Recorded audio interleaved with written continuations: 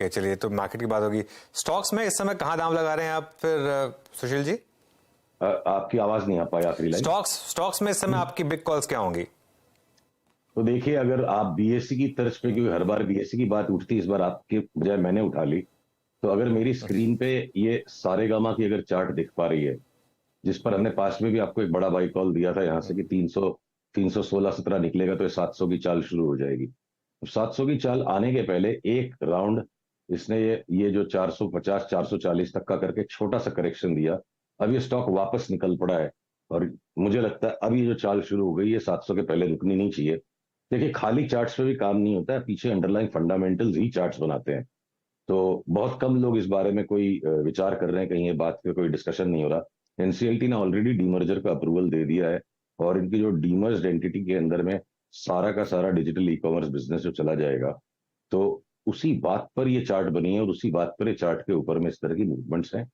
तो मुझे लगता है Saregama is the next BSc type of one way movement, exactly identical वैसी चार्ट है। और फिर चाहे अब आपके देखिए सनटेक रियल्टी बहुत भाग गया, तब इंडिया बुल्स रियल्टी पीछे से चलना शुरू हो गया। तो रियल्टी के स्पेस में हम घूम फिर के वही दोनों तीनों स्टॉक्स में बार बार डिप्स पे बाई कर रहे हैं। करेंटली इंडिया बुल्स रियल्टी पे स्ट्रांग बाई है। और अगर अगर बाकी जितने भी हमारे जो कैश के स्टॉक्स है, किसी के अंदर में भी टेक प्रॉफिट करके निकल जाने का कॉल नहीं है। 5-10% की करेक्शन आ सकती, सब में 40-50-60% के ऊपर जगह दिखती है। भैया जी, एग्जैक्टली आपका पीएसयू बैंक्स में, not exactly Nifty bank, Nifty indices पे अपना व्यू दे चुके हैं आप। पीएसयू बैंक्स पे bank of Baroda, Canara bank, SBI, यहाँ पर आपका व्यू क्या है? इस पर कैसे प्ले कर रहे हैं आप इनको? पिछली बार भी हमारी बात हुई थी कि एसबीआई की छेली चाल, आखिरी चाल बची है, जो मुझे लगता है, ये देखिए हम स्क्रीन पे सारे के सारे देख लेते हैं। तो ये देखिए एसबीआई की आखिरी अंतिम चाल आ चुकी। आज ये हैंगिंग मैन टाइप का बना रहा है। यहां से मैं लूंगा तो बिल्कुल भी नहीं इसको। रिवर्सल आएगा तो शॉर्ट करेंगे, नहीं आएगा तो हो सकता है और 10-5 रुपए बढ़ जाएगा। सेम चित्र बैंक ऑफ बड़ौदा पे भी है।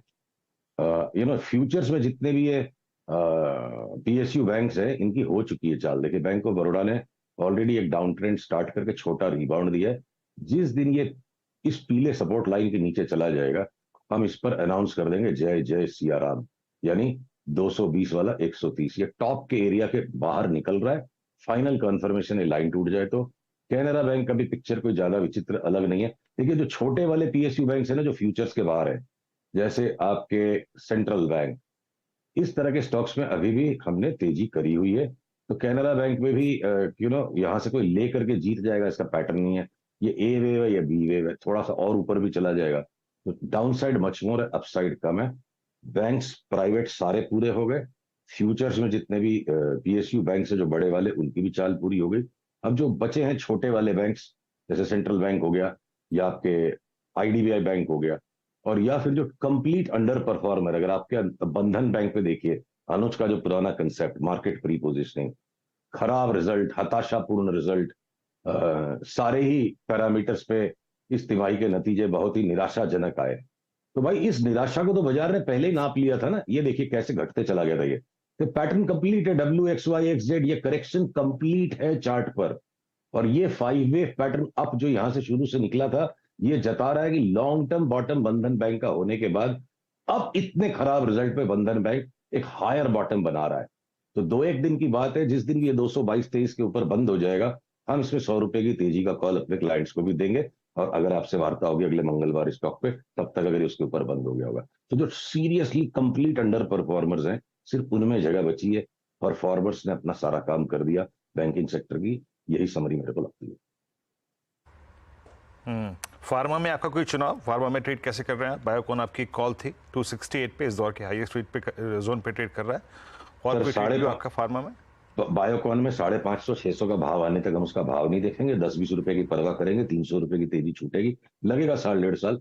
छोटे वाले शिल्पा मेडकेयर, बायोकॉन, ये जितने भी छोटे वाले सारे स्टॉक्स हैं फार्मा में, वो हम सब बरकरार रहेंगे। और लार्ज कैप्स, डॉक्टर रेड्डी, सन फार्मा, इनको जब जब इंडेक्स के साथ कोई सेल सिग्नल आएगा, या आपका इवन डीवीज लैब, इनको हम शॉर्ट सेलिंग में यूज करेंगे। लार्ज कैप्स को शॉर्ट सेल करेंगे और smaller and mid cap pharma stocks को हम दबोच के बैठे रहेंगे।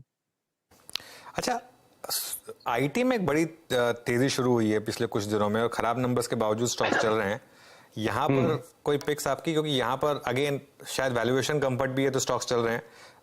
लार्ज कैप आईटी पर क्या व्यू होगा? अनुज, अपनी बात कई बार हो गई इस बारे में। आपने बहुत ही बढ़िया आपकी एक एडिटर्स राउंड टेबल मैंने देखी थी कहीं ट्विटर पे या यूट्यूब पे, जहां आपने इन्फोसिस के बॉटम को बड़े आपने अलग तरीके से पकड़ा था। और उसके बाद से आपकी मेरी करीब करीब एक सहमति है कि कुछ भी हो जाए, बाकी किसी भी स्टॉक को हम बेच ले, हम ये आईटी के स्टॉक्स को नहीं बेचेंगे। हमारी इन्फोसिस में यहाँ पे भी बात हुई, यहाँ पे भी हुई। तो अब ये जो इतना बड़ा फ्लेयर अप आ गया, आप देखो आरएसआई ओवरबॉट हो गया। जिगरा करके लेने का टाइम यहाँ पे था 1267 में। यहां लेकिन न कोई बहादुरी है न कोई समझदारी है। इनको हम टेक प्रॉफिट करने के लिए आप कोई भी अपनी ट्रेंड लाइन यूज कर लो, जो भी एक तरीका है। अपने एग्जिस्टिंग लॉन्ग्स को बचाना है, हर भाव पे लेते नहीं जाना है। और टेक प्रॉफिट हो भी जाएगा तो वापस हम पुल बैक में, मेरे को 1320 की इन्फोसिस में फॉर एग्जांपल मंदी नहीं लगती है। और अगर मेरी लिवरेज पोजीशन है तो मैं आज के लो के नीचे बंद हो जाएगा तो हम एक बार स्क्वायर ऑफ कर देंगे, बट पुल बैक में लेना है। वही पिक्चर टीसीएस का, वही पिक्चर विप्रो का है। विप्रो थोड़ा ज्यादा स्ट्रेच हो गया है, तो लार्ज कैप आईटीज को हमने बेचना ही नहीं है।